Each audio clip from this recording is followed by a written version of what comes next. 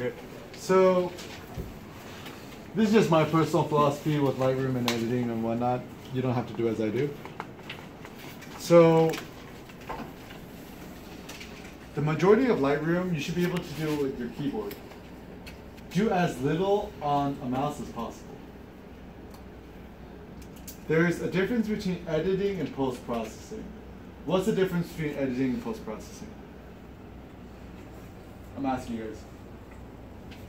Editing, you change things. Post-processing is like enhancing. You're half right. Yeah, I think the editing, you aren't changing you aren't changing the nature of the photo. All right, I'm gonna pull Kanye and I'll interrupt all you guys. Okay, so editing is the art of choosing your best pictures. So a picture editor isn't somebody who looks at Photoshop all day. What does a picture editor do for a magazine? Picks the best photos. Picks the best pictures, but also what do they do with the pictures? Put them in order. Put them in order. So this is also very important because if you're trying to tell a picture story, the order in which you put your pictures are very important. So, sorry to spoil it. Anyone here ever watch Marley and Me, the dog movie? Alright, spoiler, dog dies. If I made the movie Marley and Me and I made the first scene, the dog dying, would you have any incentive to watch the rest of the film?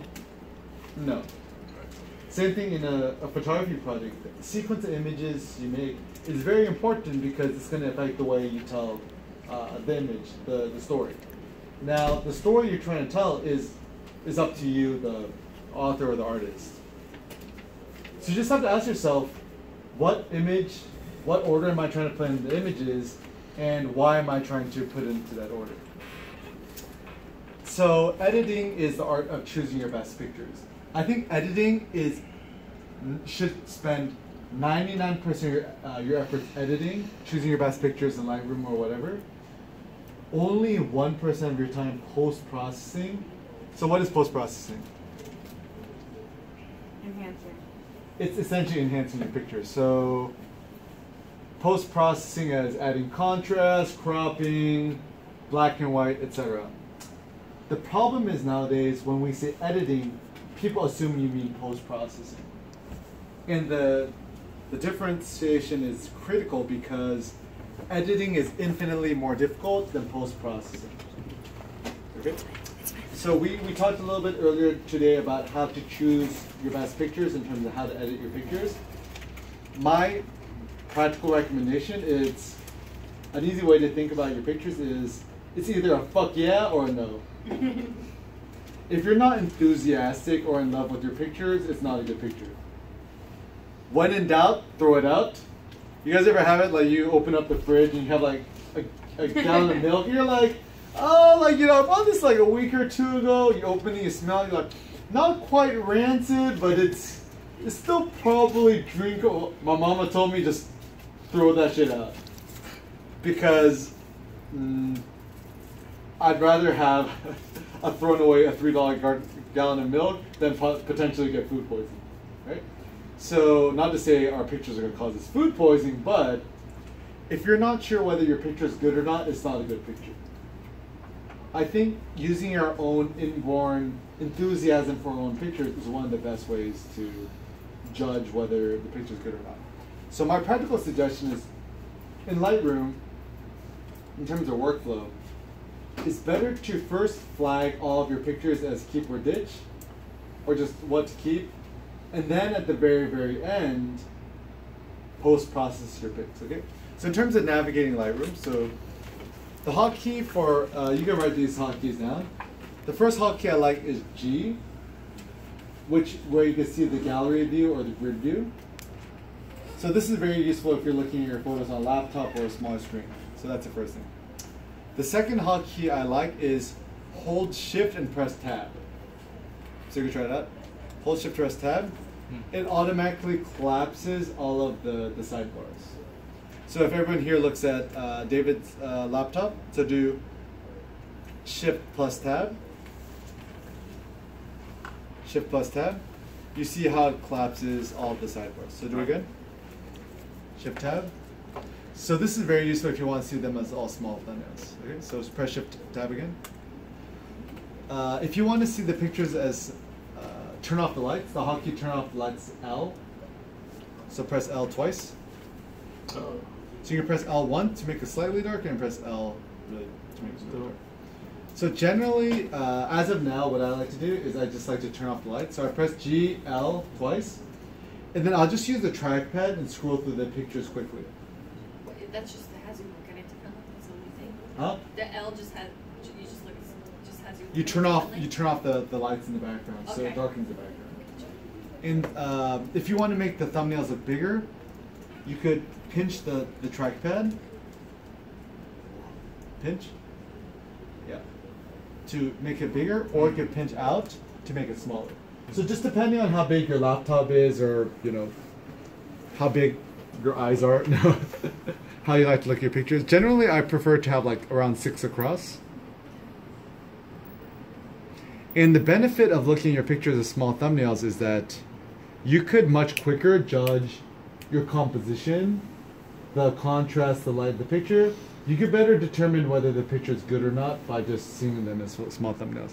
So nowadays what I'll do is I'll just quickly scroll through the pictures, and to save time, when I do find a picture I like, I'll just click it with my mouse. So let's say, find a picture you like, David, in terms of the composition from a small thumbnail.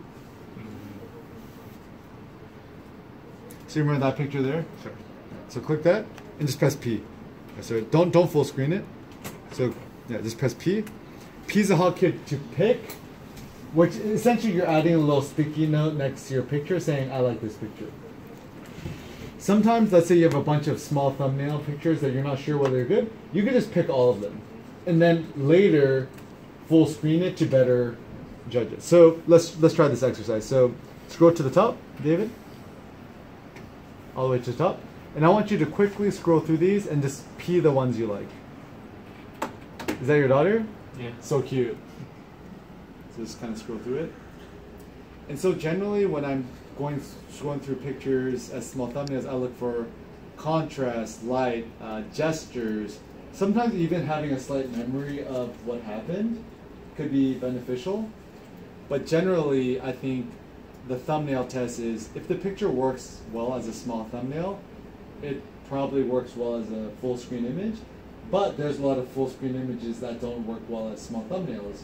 And I don't think those are quite as strong images.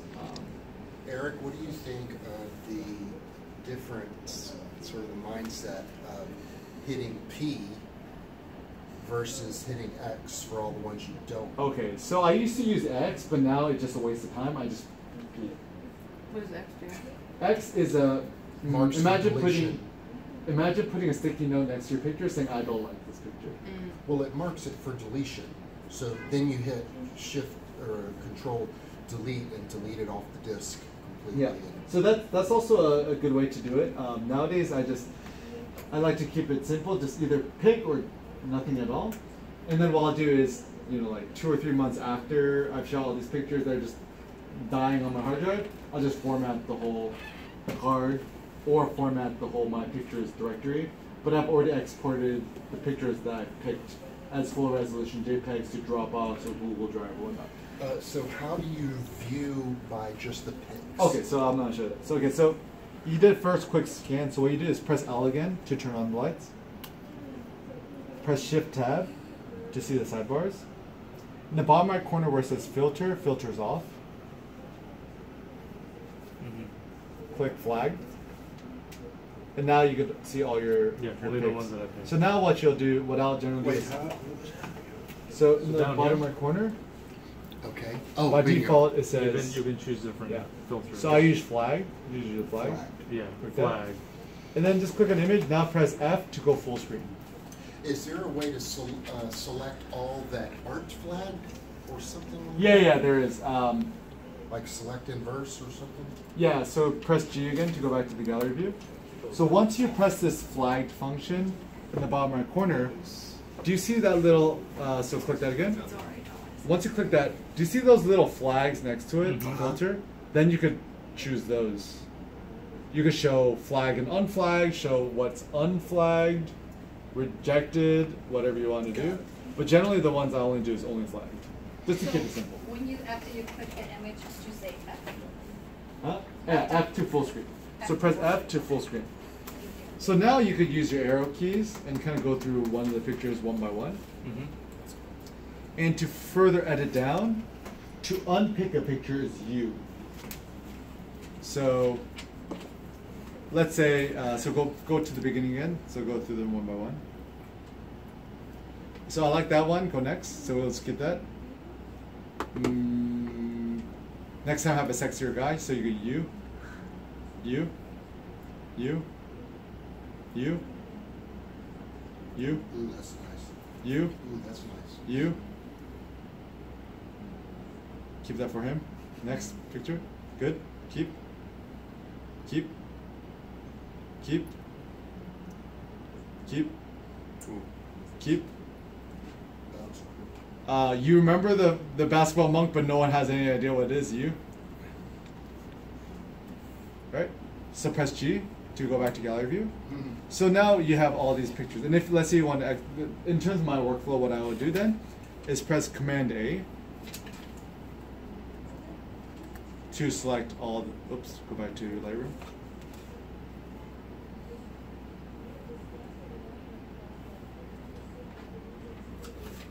Oh, how did I shut it off? I think it just crashed. Is that Chink or Terror? Yeah. Okay. So bottom right corner, go again to No, flag. it's Positano. Okay. So in the bottom right corner, filter, filters off, flag. Yeah. And now what I do is press Command A to select all the images.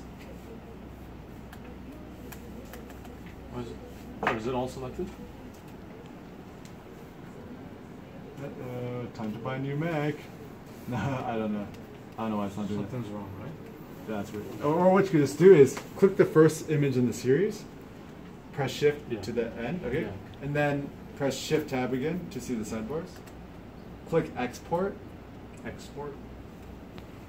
You mean a button or up top? Export in the bottom left corner. Export. Click Export. Oh. So choose a folder. So make a new folder. So generally, you know, you might name the folder NYC Pics or version 1, V1 or something like that. So that's good. It's freezing. That's freezing. So you don't just leave them all in one big bucket with tags? I don't personally I don't use tags. I think tags yeah, I think tags were all the rage like a few years ago, but I think realistically tags aren't. I think the folder structure is a more robust system than using tags. So with your are you going to show us your folder structure or anything?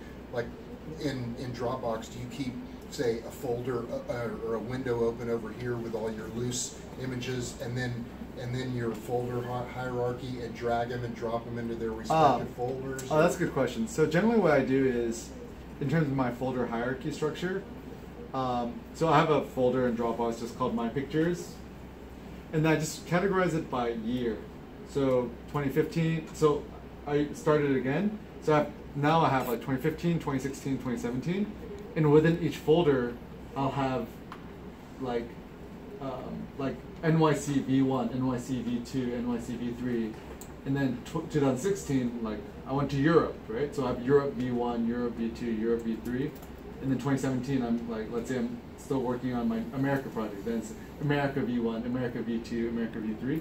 So essentially, I just try to create like a tree structure, right? Where it's like, first I have according to year, and then the branches are the mini projects.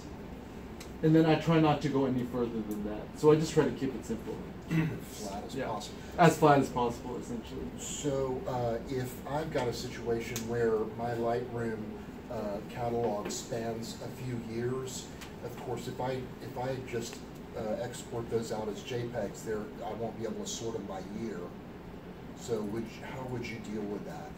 Oh, so in that case, what I would personally do is, just create a new folder saying, title it My Pictures.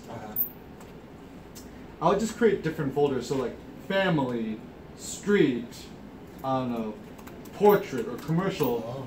And then within each of those, then maybe like under family, it's like, you know, Teddy and Joe and parents, and then within your commercial work, create different folders. So essentially, I'd recommend you to just use categories and structures. Okay.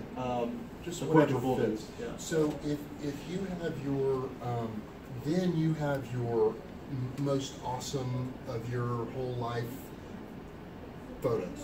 So Make a you new have folder called like portfolio. Okay, so there's that folder. So you're dragging stuff out of their folder and putting it into that, or are you putting copies? I copy it.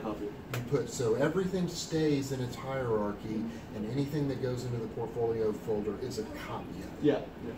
And then once you've copied all of your pictures to, you know, your My Pictures and all these different categories I mentioned, then all of that stuff from before, just delete all of it. Just delete all of it. From Lightroom. From Lightroom and your hard disks. Yeah. All the raw stuff. Only keep the picked pictures. Yeah. So I actually have two questions. Yeah. First is what between developing or importing those photos to deleting them, what's like the time span there? And then my second question is, at what point, and this is kind of more of a technical question, like what point do you feel like comfortable that your photos, your data, so to speak, is sufficiently backed up, and assuming that you're only using digital, so you don't have analog. Oh, that's a good question. So, the reason I ask with regards to the first question is like I often find that like I'll take a picture, I'll look at it through the first, it wouldn't have survived the first scan, and then after kind of like turning the page back and kind of going through, I'm like, oh, that's actually a pretty good photo, and then at that point it kind of graduates to the picked category. Okay, you know so what I mean? that's a good point. So I think the first part of the question is, sometimes you have pictures that initially you didn't think were good pictures, but you revisit them in the future and they actually end up being good pictures. Is that More or less, yeah. Okay, so that's the fear which I think holds us back. Mm-hmm. Trust me, because like sometimes I think in my library, I'm sure I have so many hidden gems in my archives that I just don't know of.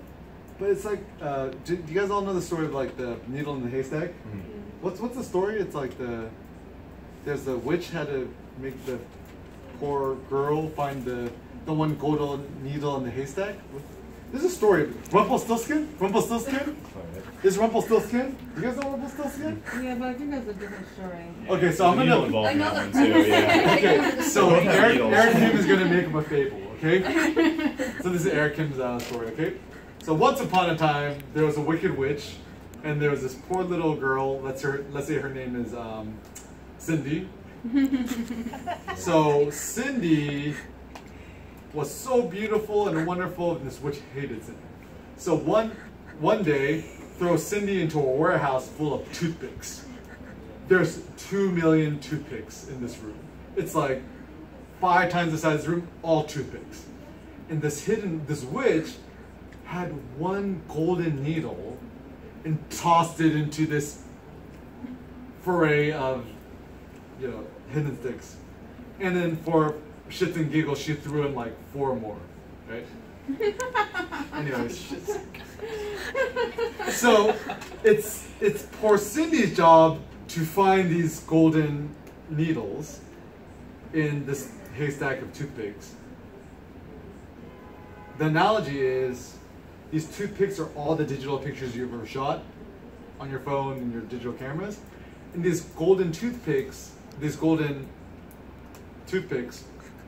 needles, golden needles are your good pictures, okay?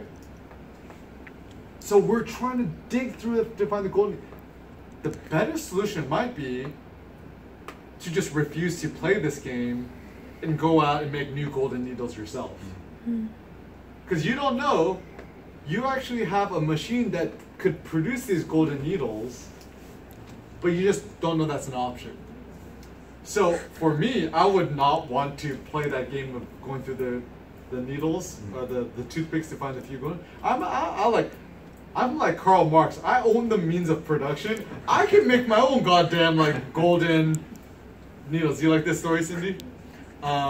So for me, I think a lot of us photographers, we kind of get stuck in the first trap that, the fear of what if I'm missing the golden needle in this haystack. But maybe the better solution is I'm just gonna make new pictures.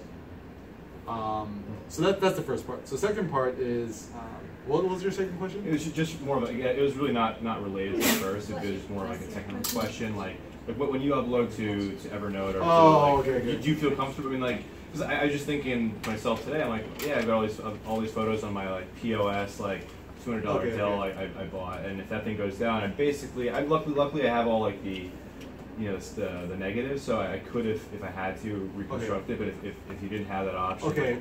So this is a very good question. Okay, so this is my first suggestion. First tip: have it stored on.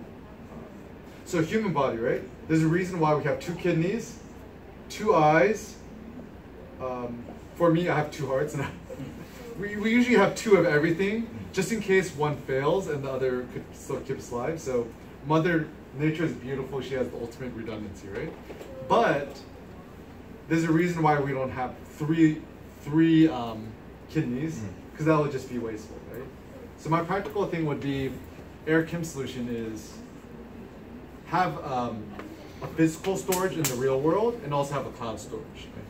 So cloud storage is Dropbox, Google Drive, or even better yet, your own web server.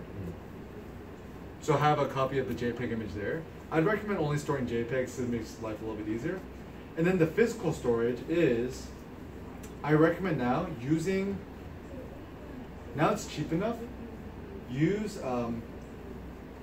don't use any hard disks that have any moving parts. It's flash.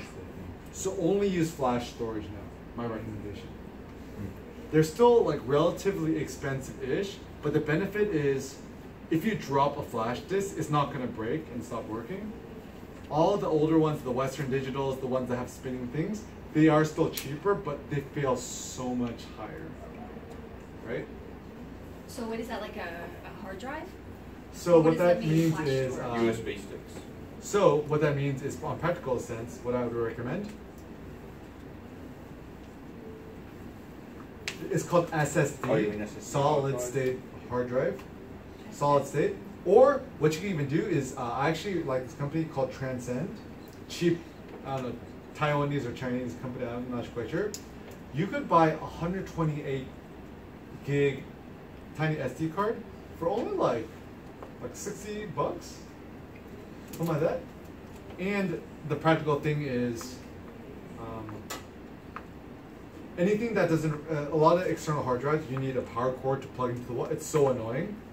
So either solid state disks, I think Samsung on Amazon, just search SSD hard drive. I think Samsung sells one 512 gigabyte for like 150, 180 bucks or something like that.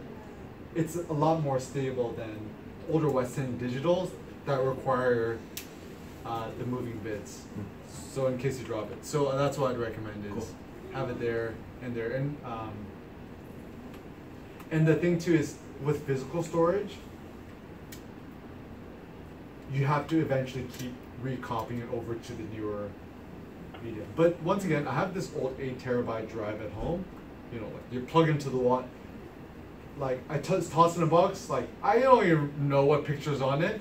Honestly, I'm probably never gonna look at it again. I recommend using Dropbox. I personally use Dropbox. Google Drive, I've actually kind of had errors with Google Drive. It's actually, I don't know what it is. Dropbox has been solid for me. So I pay like $10 a month and have a terabyte of storage. And they even have version control. So even if you accidentally delete some stuff, it's easy to recover the whole thing. But once again, don't put all of your faith in the cloud nor physical storage, because either or, like your house burns down, you're fucked. North Korea sends an EMP wave and wipes out all of our digital data, we're kind of screwed too. This is like, they actually say this. Don't let that happen. Don't let that happen. If that happens, we go all blame this guy. Yeah, so that's what I recommend. So, yeah. When you start using like, I don't know, like Google Drive starts trying to make copies of stuff all over the place. So you have to be really, it's really easy to get in a hellacious mess if you've got like Drive on your phone, on your tablet, and on your computer, and then it's in the cloud, and it starts Yeah, right away. that's. So But- it's kind of, you yeah. almost want something But the simpler. ultimate, guys, is just print out your pictures. Print your pictures because it's gonna be, it's the most archival, right? Like, can you imagine 200 years from now, you can show someone a picture, they don't need like a proprietary device to load your picture. Even this is what I love about physical books. It's a technology that's been around for like thousands of years, right? Like, can you imagine giving your grandchildren a Kindle? Right? I've had the pleasure from Cindy looking at like a 200-year-old book, or even a 100-year-old book.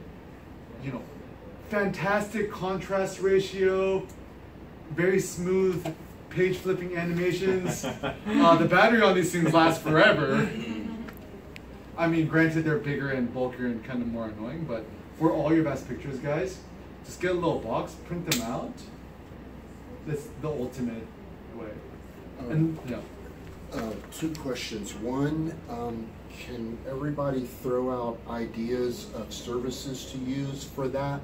Like maybe 2 categories. One, if I take say I want to make a book of a trip to Colorado or something, of just 20 photos, something special to remember, or wedding photos or whatever.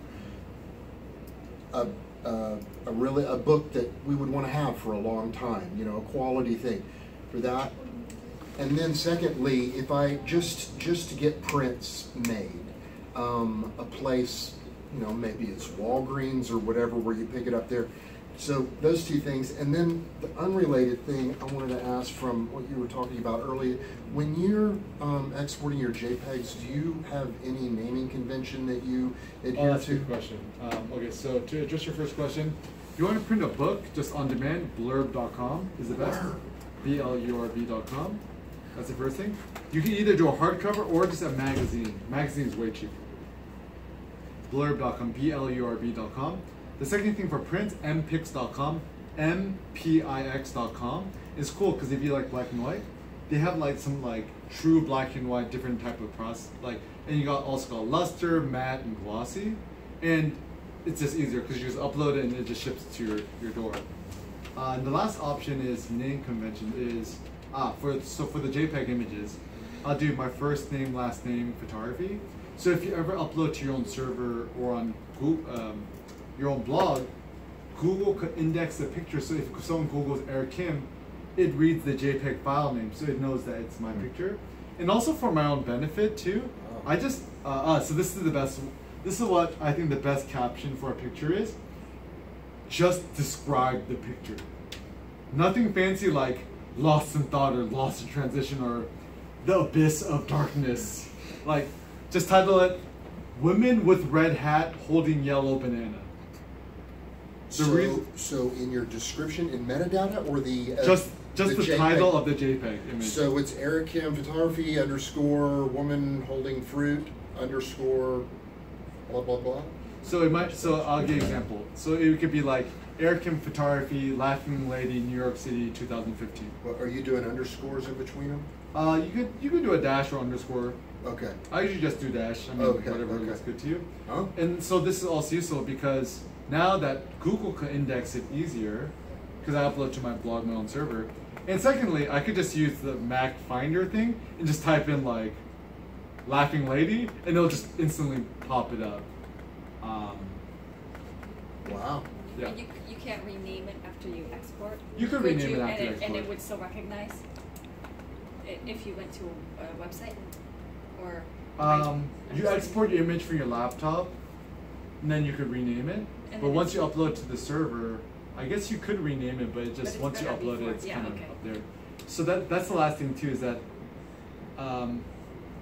do not trust any free photo service websites, because if you're not paying for your photo storage, there's a hidden sucker cost somewhere that you might not know of, right? Either they're selling your data to some company, or they're selling your pictures to get more people to click on ads.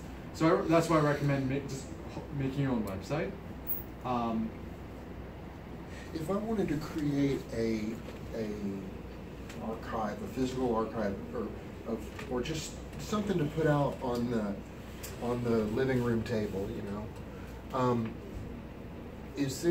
Do you have like a box that holds 8x10s and You print can, out you can, 8x10s? yeah, that's what you should do. I personally don't have that, but that's what a lot of my friends do. Just go to any store, you can just buy a box. A good place to pick up picture frames or photo presenting materials actually is surprising. Muji, M-U-J-I. Do you guys know Muji? Yes. Yeah. Great. So The store's right here. yeah, they have a store here. So describe what Muji is. It's basically like a Japanese IKEA for like stationery and clothes. But they have excellent picture frames or picture holders, stuff like that. Even IKEA has good frames. Or even Target. Yeah, places like Hold Everything has, what's that other place? Not Hold Everything. Yeah, Storables. They have all kinds of boxes. Or even our favorite, Daiso. Yeah. D-A-I-S-O. Who here knows Daiso? You guys don't know Daiso? Oh my god, so Daiso is the best store in the universe. Cindy's so happy because it's her favorite store. Imagine a Japanese 99-cent store with good quality. They have excellent like picture frames and photo holders. The biggest sucker thing to avoid, do not spend a lot of money on frames. Frames should be very cheap. Simple, cheap frames. And don't be like that fucking like, oh, I need this fancy mat, like I went to this framer and spent $500 to get it. Like, that's stupid. Like, just keep it cheap, keep it simple. Yeah, Daiso. That's our hidden weapon. If you're having, Daiso.com. DAISO.com. I think they have a website, but I'd recommend. Sometimes they just have in-store locations. They have them kind of scattered around. They're kind of like 99-cent stores.